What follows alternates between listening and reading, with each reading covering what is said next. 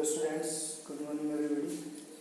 आज की जो क्लास है वो फिजिक्स की क्लास है, उसको हम बेसिक फिजिक्स बोल सकते हैं। तो क्लास सभी के लिए इम्पोर्टेंट है।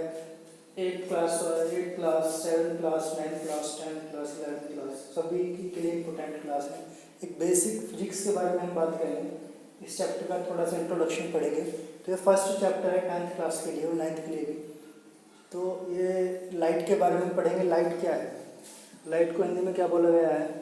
प्रकाश हम बोलते हैं इसको। तो आज आपको इसी के बारे में एक बेसिक इंट्रोडक्शन आपको देना है। तो लाइट क्या होती है? Light is a source of energy. हम ये बोल सकते हैं इज ए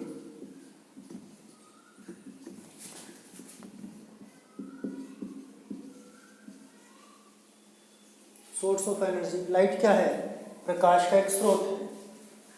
लाइट से हमें ऊर्जा मिलती है, प्रकाश से ऊर्जा मिलती है। सबसे बड़ा स्रोत क्या है ऊर्जा का? ऊर्जा का सबसे बड़ा स्रोत क्या है? ऊर्जा का सबसे बड़ा स्रोत है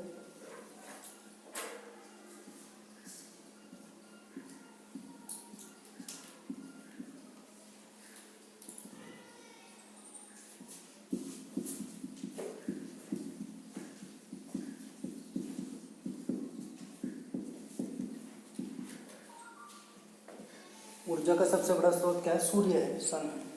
लाइट होती क्या है? तो लाइट के बारे में आज डिस्कस करेंगे कुछ पॉइंट। सबसे पहला point, light is a source of energy. Light प्रकाश का स्रोत है। सेकंड चीज, ये लाइट की ही देन है कि आप जो है वीडियो देख रहे हैं, मैं आपको वीडियो बना के दे रहा हूँ, हम एक दूसरे को देखते हैं। इस दुनिया में जितनी भी हम चीज़ें देखते हैं वो लाइट का ही प्रभाव है। लाइट के कारण रिफ्लेक्शन होता है और उसी के कारण हमें कोई चीज़ दिखाई देती है। तो प्रकाश का सबसे पहला जो यूज़ है वो क्या है कि इसके कारण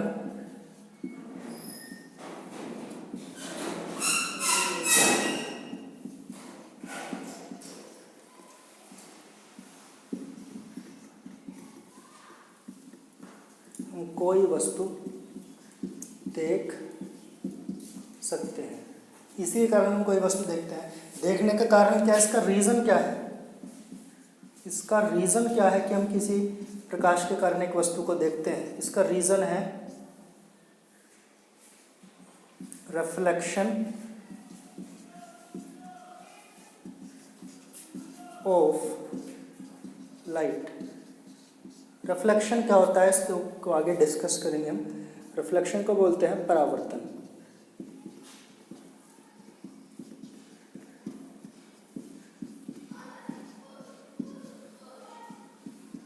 ये प्रकाश का परावर्तन रीजन है। सेकंड पॉइंट, ये क्या है? प्रकाश की जो चाल है, प्रकाश की स्पीड कितनी होती है? सूर्य से जब प्रकाश निकलता है पृथ्वी तक पहुंचता है, लगभग कितनी देर में पहुंचता होगा? तो वो कैसे पता चलेगा हमें? यदि हमें स्पीड पता हो लाइट की और हमें सूरज से लेकर पृथ्वी की डिस्टेंस पता हो, तो हम क्या जो है ये निकाल सकते हैं कि टाइम कितना होगा लगभग। तो उसको भी आगे आपको बताया जाएगा। प्रकाश की चाल लगभग कितनी होती है? 3 × 10⁸ मीटर पर सेकंड, यानी पर सेकंड इतना मीटर ये प्रकाश ट्रेवल करता है। इतनी स्पीड से प्रकाश चलता है। थर्ड पॉइंट क्या है इसके बारे में? प्रकाश क्या है? प्रकाश एक इलेक्ट्रोमैग्नेटिक वेव्स है। प्रकाश क्या है? इलेक्ट्रोमैग्नेटिक वेव्स है। इलेक्ट्रोमैग्नेटिक वेव्स क्या होती हैं ये भी आपको बताया जाएगा। इस दुनिया में जितनी भी चीज़ें ट्रेवल करती हैं वो दो पदार्थ दो प्रकार से पाया गया। तो वो पार्टिकल हो सकता है या कोई वेव हो सकता है। कोई भी चीज़ या तो पार्टिकल होगी या वेव होगा। तो प्रकाश को क्या माना जाए कि प्रकाश एक ऐसा चीज़ है, इसका नेचर डुअल नेचर बोला गया है कि इसकी द्वैत प्रकृति है। ये कभी कभी पार्टिकल की तरह भी काम करता है और कभी कभी एक वेव की तरह भी काम करेगा। आज हम क्या पढ़ रहे हैं कि जो लाइट है वो एक इलेक्ट्रोमैग्नेटिक वेव्स है। इलेक्ट्रोमैग्नेटिक वेव्स है इसलिए इसको चलने के लिए किसी मीडियम की आवश्यकता नहीं होती है, इसको किसी माध्यम की जरूरत नहीं है। जब आप प्रकाश को देखते हैं तो क्या प्रकाश को सूर्य से पृथ्वी पर आने के लिए किसी चीज़ की जरूरत पड़ी?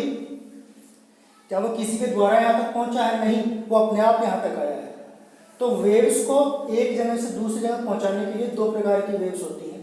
कुछ वेव्स को हमें मीडियम की जरूरत पड़ती है, जैसे मैं साउंड की बात करूँ तो साउंड जो है वो हमारा जो एयर होती है उसके द्वारा ट्रेवल करता है, या किसी पदार्थ के द्वारा ट्रेवल कर सकता है। जो ध्वनि है, एक प्रकार की ध्वनि भी एक प्रकार की वेव है।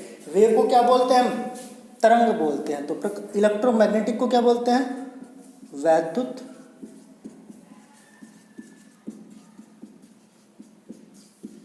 चुंबकीय तरंग। तो सबसे पहली ये 3 पॉइंट आपको बताए कि प्रकाश के कारण वस्तु देखते हैं, इसकी स्पीड कितनी होती है, और ये इलेक्ट्रोमैग्नेटिक वेव्स है, यानी ये प्रकाश को चलने के लिए किसी मीडियम की आवश्यकता नहीं है।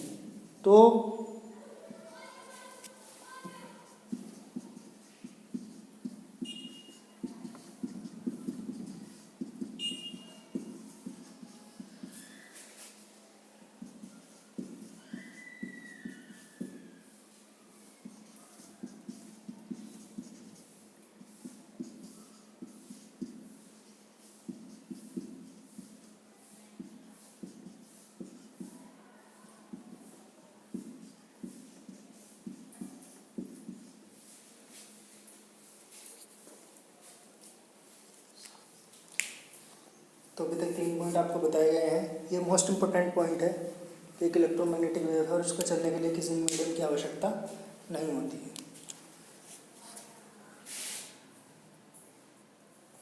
तो यही आपको 3 पॉइंट याद रखने हैं, बेसिक 3 पॉइंट यही हैं प्रकाश के बारे में। अब प्रकाश के बारे में इसके बाद हम डिस्कस करते हैं 2 प्रकार की चीज़ें को। क्या क्या है कि लाइट जो है, लाइट के बाद यानी प्रकाश का क्या क्या चीज़ हम आगे पढ़ने वाले हैं। हम कल की क्लास में प्रकाश के परावर्तन के बारे में पढ़ेंगे। तो परावर्तन के बारे में आज आपको थोड़ा सा बेसिक ओवरव्यू इसका दे देता हूँ। परावर्तन क्या होता है? जब भी किसी प्रकार की लाइट जो है किसी मीडियम से टकराकर वापस उसी मार्ग में चली जाती है। यदि आप अपना चेहरा देखते हैं शीशे में तो किसके कारण देखते हैं? क्योंकि एक लाइट जो आ रही है, जो प्रकाश आपसे टकरा रहा है, वो वापस शीशे पर जाकर पड़ रहा है, तो हमें शीशे पर अपनी इमेज दिखाई दे रही है। तो यहाँ क्या हो रहा है? रिफ्लेक्शन हो रहा है। रिफ्लेक्शन किसके द्वारा हो रहा है? हमारे द्वारा हो रहा है। इसी प्रकार यदि कोई भी लाइट किसी मीडियम से टकराकर उसी मार्ग में लौट जाए, उसी जगह लौट जाए जहाँ से वो आ रही थी, वो दूसरे मीडियम में ना जाए, तो वहाँ क्या होगा? वहाँ ही परावर्तन होगा। जैसे ये एक मिरर है, एक दर्पण यहाँ रखा हुआ है, एक लाइट आई, इस प्रकार से लाइट की वेव्स आई और ये लाइट की वेव्स यहाँ टकराने के बाद वापस ऐसे चली गई। तो यहाँ क्या होगा? इसी चीज को क्या बोला जाएगा? रिफ्लेक्शन बोला जाएगा। यही क्या है? परावर्तन है। और आपने देखा होगा कि जब भी हम धूप में जो छोटे बच्चे खेल करते हैं, कि यदि कोई शीशा दर्पण ले तो हमें क्या दिखाई देगा? दर्पण पर यदि सूर्य की किरण आ रही है तो हमें दूसरी जगह उसकी परछाई दिखाई देगी। वो परछाई क्या है? वो परछाई ही प्रकाश का परावर्तन है। तो इसके बारे में कल हम डिस्कस करेंगे। आज आपको ये भी जो भी चीज़ आपको बताई है इसको आप कॉपी में नोट कीजिए अपनी, इसके बारे में पढ़िए, कल इसके आगे कंटिन्यू करेंगे। Thank you.